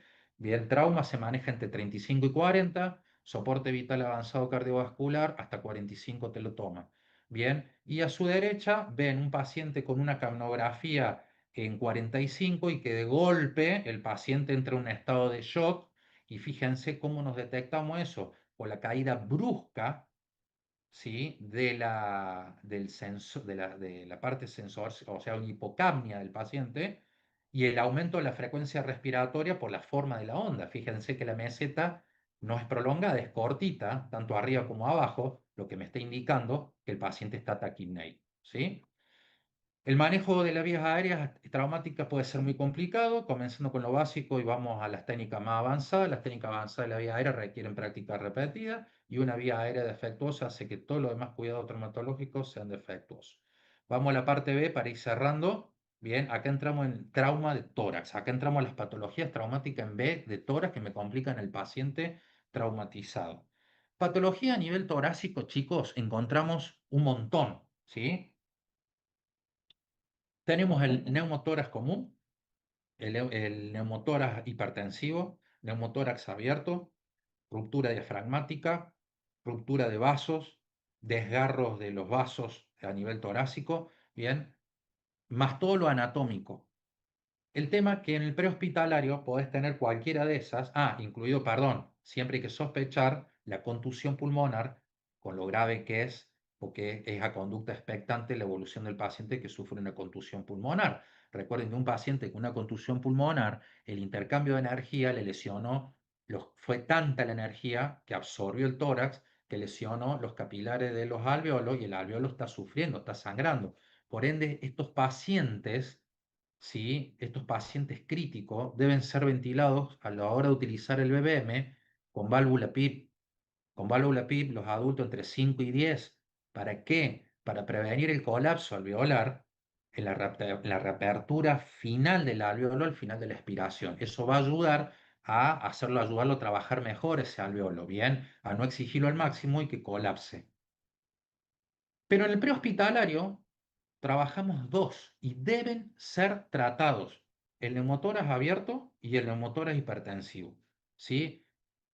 El neumotórax abierto es generado por un trauma penetrante, Bien, el trauma penetrante rompe el tejido blando, rompe una estructura, bien, perforando pleura parietal y visceral, bien, generándome un ingreso de aire exterior a los procesos ventilación del paciente, bien. Para que esto ocurra, para tener una idea de la magnitud, el diámetro de la lesión, no voy a andar con un calibre en el prehospitalario, pero es para que sepan, el diámetro de la lesión es aproximadamente, para que sea succionante a la inspiración, 2/3 del diámetro de la tráquea de ese paciente, o sea, es una herida grandecita.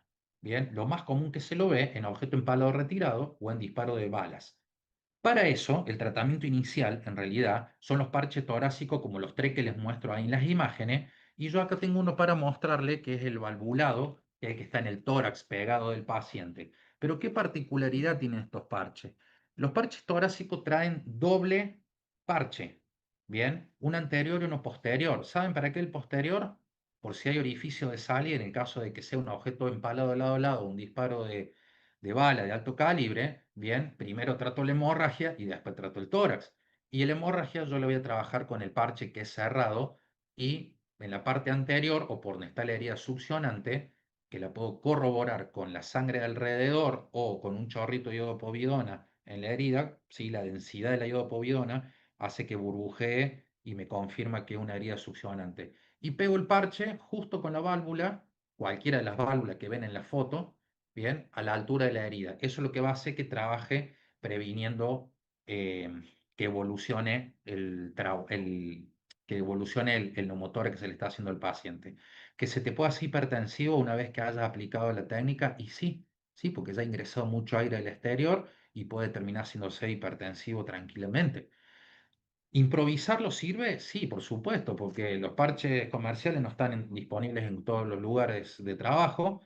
Lo que sí que tengo que hacer es algo bien estéril, no microporoso, algo bien sellado, como puede ser el paquete de los guantes estériles, el que viene adentro. Bien, lo corto, más grande que la herida, y lo cierro en tres de sus lados para que haga el efecto de válvula. Bien, luego tenemos el neumotórax atención. El neumotórax atención es otro de lo que se trata en el ambiente prehospitalario. Tiene que ser tratado y además, para todo aquel que tiene bien claro el protocolo de soporte vital avanzado, recuerde que está dentro de las T.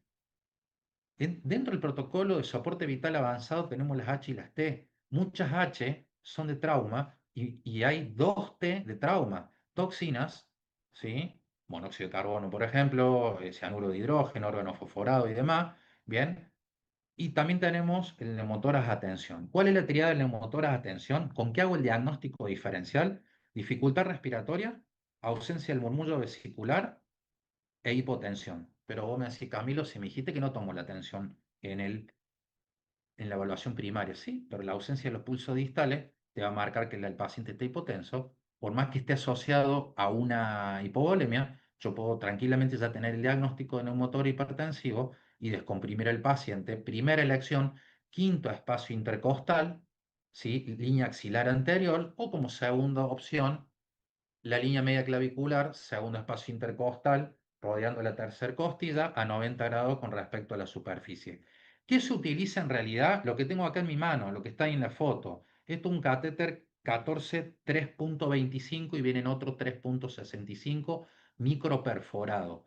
Esto es 100% para el uso táctico civil y lo que trae acá sueltito es para el que nunca lo vio, lo abra y sepa qué hacer. Che, Camilo, ¿y cómo localizo, cómo hago para localizar correctamente el quinto espacio intercostal del paciente? Y hoy la medicina te ha creado todo. Tenés esta regla que es axilar, que te marca bien poniéndola en la base de la axila cuál es el quinto espacio. Fíjense, de un lado dice left y el otro lado dice right. Del lado que sea, lo colocan debajo de la axila y justo todo el espacio esté abierto y la utilización del catéter correspondiente vas a hacer la punción para descomprimir el neumotórax, que es la preferencia, en este caso, del tratamiento del neumotórax hipertensivo. ¿Lo puedo hacer con un catéter 14 común si no tengo el comercial? Claro que sí, por supuesto, lo puedo hacer, pero la eficacia que tiene este es el largo, el ancho, va 14 igual, pero el largo y que es microperforado. ¿Y saben por qué es microperforado? Se los voy a mostrar ahora. Miren, esto es una vista pleuroscópica de un soldado ucraniano de hace 3 años, bien, apenas inició la guerra entre Rusia y Ucrania, y observen lo que pasa, pero por sobre todo quiero que miren el tiempo en que se recompone el pulmón de este paciente. Observen, ahí ingresa por quinto espacio intercostal, ¿sí? Manda todo el catéter a tope, ¿sí? Y ahora va a proceder a retirar el mandril. Ese catéter es el que tengo yo, el de la marca NAR. Ese es microperforado. ¿Por qué es microperforado? Porque van a ver que ahora, miren qué rápido que empieza a recuperarse el pulmón. Ese pulmón que se empiece a recuperar lo puede doblar, pero si está microperforado no lo va a colapsar, chicos. Y de última, si lo colapsa, el diámetro interno del 14 no tiene la diferencia de presiones suficiente como para que sea un hemotórax abierto. Por eso hay que quedarse tranquilo. Pero como siempre, hoy decimos con todos los elementos actualizados que tenemos y la medicina basada en evidencia, utilicemos las cosas que son creadas para tal fin. Si ya está el catéter 14 3.25, 3.65, utilicemos eso en nuestro equipo para descompresión pleural. Bien, si tengo el parche, bueno, ahí observaron, no llegó a 40 segundos, el pulmón totalmente recuperado. Cierro con shock, ¿no? Bien, vamos con C, la circulación. Hablé de shock, hablé de perfusión celular inadecuada. Bien, ya sabemos que para que no haya shock, bien, las células necesitan el oxígeno y la glucosa para producir la energía y que se cumpla el ciclo completo. Y la hipoxia produce isquemia. La sensibilidad isquémica varía según el órgano y en el caso del cerebro, corazón y pulmón, que son los más nobles, entre 4 a 6 minutos ya tenemos la isquemia bastante desencadenada. La perfusión celular proviene de un flujo sanguíneo y de oxígeno suficiente, es decir, que cuando yo tengo abierta una canilla, una fuga de sangre, no solamente se va sangre, se va oxígeno. Y cuando es externa, todo lo que cae al piso no es únicamente sangre, es glóbulo rojo completo, ¿sí? Es hemoglobina más molécula de oxígeno. Bien. El metabolismo aeróbico produce suficiente energía para las funciones celulares y los productos de desecho de este metabolismo aeróbico son el dióxido de carbono y el agua. Bien, las respuestas fisiológicas a un shock son las respuestas cardiovasculares, el aumento de la frecuencia cardíaca y la contracción, o sea, el inocronotropismo cardíaco. La respuesta hemodinámica es una vasoconstricción compensatoria porque, a ver, recuerden el famoso frase que tenemos la bomba, el contenido, el contenedor. Bien, el shock hipovolémico, ¿dónde está el problema? En que tenemos problema de contenido, fuga de contenido. Bien, en el cardiogénico, ¿qué problema tenemos? En la bomba. Y en los distributivos, donde entraría el shock neurogénico, ¿cuál es el problema que tenemos? De contenedor. Bien, entonces, como estamos en hipovolemia, estamos en circulación, la respuesta hemodinámica que tienen compensatoria es la vasoconstricción. Endocrina, liberación de las catecolaminas del sistema nervioso simpático, y la respuesta celular, cuando no hay cambios, cuando hay mejoría del paciente, cuando no lo trato en forma correcta, no le cohíbo la hemorragia, no le prevengo la hipotermia y no le coloco el oxígeno, empieza un proceso anaeróbico que es mucho más corto y que su producto de desecho es el ácido láctico. Bien. Para entender, se nos hace muy difícil, como les dije hace un ratito, calcular cuánto es el volumen perdido de un paciente, más cuando está en una superficie que absorbió líquido, tiene mucha ropa encima y esa ropa también absorbió gran cantidad de fluido, de sangrado, bien. Pero ya sabemos que el paciente adulto ronda cerca de los 5 litros y la clase de hemorragia está guiada según la cantidad de volemia que pierde y los signos clínicos se van reflejando según la evolución de la clase de la hemorragia, como tenemos la clase 1, bien, la clase 1 hasta 750 mililitros, estamos hablando entre un 2 y un 15% de la pérdida de la volemia, donde el estado mental es un poco ansioso, la piel cálida seca, llenado capilar mayor a 2 segundos, la respiración ya está con frecuencia y profundidad normal, la frecuencia cardíaca normal o ligeramente aumentada, los pulsos central y periférico de igual intensidad y una presión arterial sistólica, diastólica y de pulso normales. Una hemorragia de clase 2, ¿sí? Hasta 1500, les hablé del fémur hace un rato, bien, estamos con un estado mental aumentado de ansiedad, irritabilidad e inquietud, la piel pálida y fría, llenado capilar de 2 a 3 segundos, algo que está periféricamente ya mal. la respiración empieza en aumento, lo que al aumentarme la frecuencia respiratoria ya empieza un proceso de hipoxemia seguro. La frecuencia cardíaca creciente, los pulsos centrales normales y los pulsos periféricos ya se empiezan a sentir débiles. La presión arterial sistólica y diastólica está normal y la disminución de la presión del pulso por efectos de compensación. La de clase 3, que la teníamos hasta 2000 mililitros, bien, el estado mental, aumento de la ansiedad, irritabilidad, inquietud y hasta una posible confusión, con piel pálida, fría y diaforética, con un llenado capilar de 3 a 4 segundos, lo que ya me está haciendo que lo periférico ya me marca signos graves de una evolución grave del shock. La respiración, un aumento de la frecuencia y la profundidad de 30 a 40 respiraciones por minuto, lo cual este paciente no solamente que COVID la hemorragia de alguna manera, sino que ya no basta con oxígeno suplementario, sino que hay que asistirlo ventilatoriamente con el BBM, con una ventilación cada 5 a 6 segundos, de 10 a 12 por minuto, ¿bien? La frecuencia cardíaca sigue creciente y los pulsos centrales débiles, los periféricos desaparecen, lo que ya tengo un indicador de hipotensión, ya se fue por debajo de 85, bien, ya perdí la media esperada también, y la presión arterial, disminución de la sistólica y la diastólica, y la disminución de la presión de pulso. Y la de clase 4, que ya dijimos la cantidad recién, el estado mental, ya el paciente está comatoso, difícil de despertar, progresa hasta no responder, la piel está pálida, fría, diaforética y un llenado capilar mayor a 5 segundos, donde la respiración está en aumento de la frecuencia cardíaca creciente y los pulsos centrales débiles, pulsos periféricos ausentes, presión arterial, disminución de la sistólica y la diastólica y la disminución de la presión del pulso.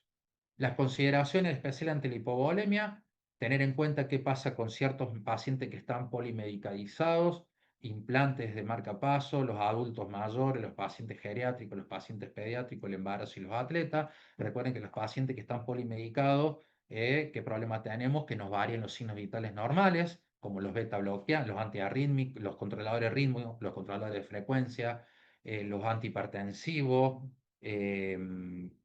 los los antiagregantes, los anticoagulantes.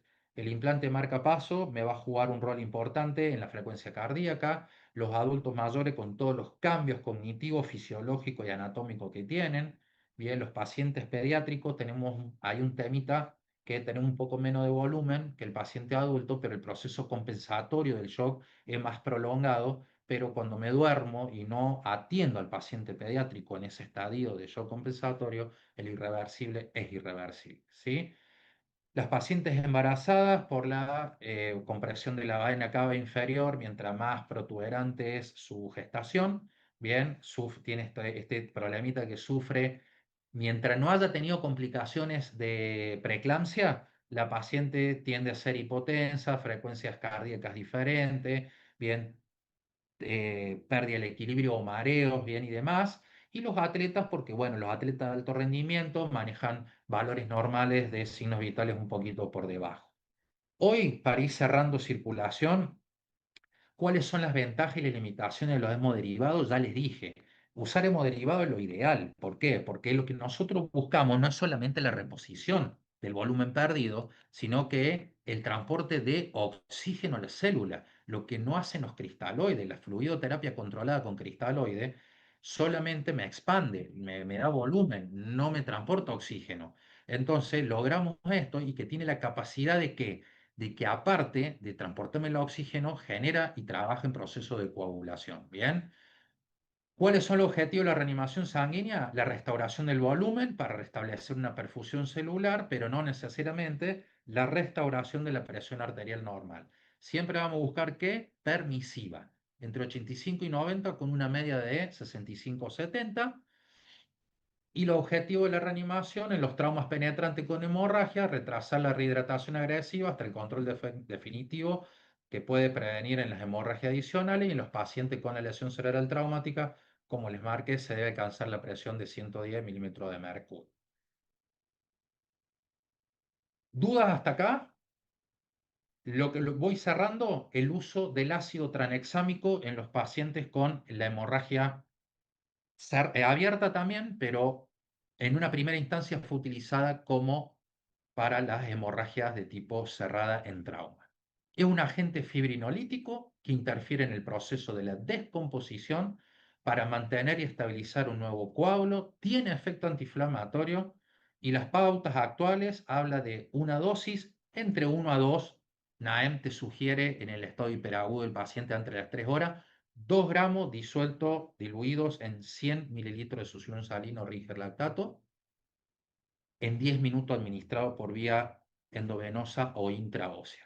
Es decir, que el ácido tranexámico es igual a un antifirinolítico que inhibe el plasmocinogeno, la plasmina y estabiliza y disminuye las hemorragias. ¿Bien? Y recordá, detener siempre la hemorragia, ningún líquido intravenoso es mejor que la sangre que perdió el paciente. El shock es un estado de perfusión celular inadecuada. Optimicemos siempre la oxigenación, evaluar la necesidad de reemplazar el volumen y considerar las opciones disponibles. Mantener la normotermia del paciente y no se puede detener una hemorragia interna sobre el terreno y el transporte rápido es fundamental. Por eso cumplir con la tríada de la muerte que está asociada a la pérdida de temperatura de siempre controlar la hipovolemia, la hipoxia y la temperatura del paciente, la hipotermia. La hipotermia no va a jugar una mala pasada con respecto no solamente al estado acidótico del paciente, sino a las complicaciones de la coagulopatía para controlar una hemorragia. Doctor, lesión cerebral que da discapacidad. Bien. ¿Vamos? Bien. Muchas gracias. Excelente, Camilo. Creo que no hay muy pocas preguntas del auditorio. Una de las preguntas que le hicieron es el tema de las contraindicaciones del ácido tranexámico. Bien, el paciente hiperagudo de trauma no presenta contraindicaciones del ácido tranexámico. Bien, partiendo de la base, lo que buscamos inmediatamente es priorizar. La única contraindicación directa que tiene, sí, es que el trauma inicial, el tiempo del trauma inicial, se haya excedido de las 3 horas iniciales al evento traumático. Bien, no genera hipotensión súbita, ¿sí? Algunas bibliografías han demostrado que genera algo de hipotensión, pero en el momento del abordaje traumático eh, no tenés una contraindicación que te diga no suministres el ácido tranexámico. ¿Doc?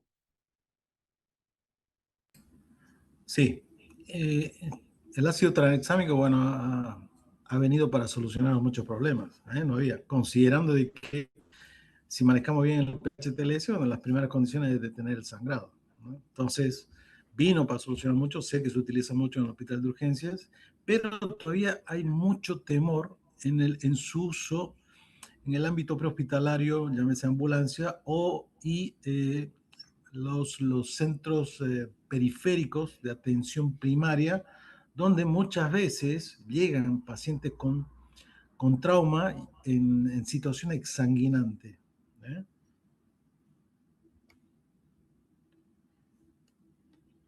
Entonces, bueno, esa sería una indicación. Tengo entendido que tampoco es un elemento bastante costoso. No, al contrario, es de acceso muy fácil. Yo en el sistema 107 Córdoba lo trabajamos. La presentación más común de los laboratorios es un blister de 4 ampollas de 500 o dos ampollas de 1 gramo. Y no lleva refrigeración, no viene liofilizado, nada, y es recontra económico.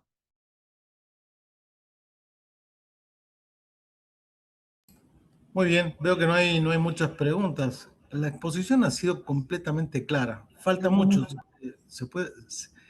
falta mucho por hablar todavía, pero creo que has tocado los aspectos más importantes de lo que es el manejo inicial del trauma, siguiendo el algoritmo, ¿no? X, A, B, C, D. Entonces, bueno, muchas gracias Camilo. Tu experiencia es invaluable. Realmente he aprendido bastante con tu exposición. Gracias, doctor Ramírez. Gracias a cada uno de los que se hizo presente, al Laboratorio Omar por brindarnos el espacio y la capacitación, y como le dije anteriormente, a cada uno de los que se hizo presente para mí es especial. Ha sido un placer y bueno, agradecerle también al Hospital de Pronta Atención de Madre Teresa de Calcuta, a la dirección médica de acá y a la dirección médica de MIDEM 107 y Capacitación y Docencia por la oportunidad. Muchas gracias a todos. Solamente un recordatorio.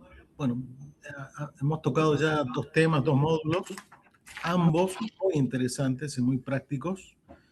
El tercer módulo va a ser el 29 de junio, como recordatorio, y vamos a tomar el tema urgencia en salud mental. Un tema que también difícil de tocarlo, muy poco hablado, y que estamos frente a ese tipo de eventos cada vez más seguido en todos los centros de atención, primarios, hospitales, la mayoría de los lugares donde todos nosotros trabajamos. Así que muy agradecido por su presencia y bueno, nos estaremos viendo en junio, el lunes 29 de junio. Hasta pronto. Gracias.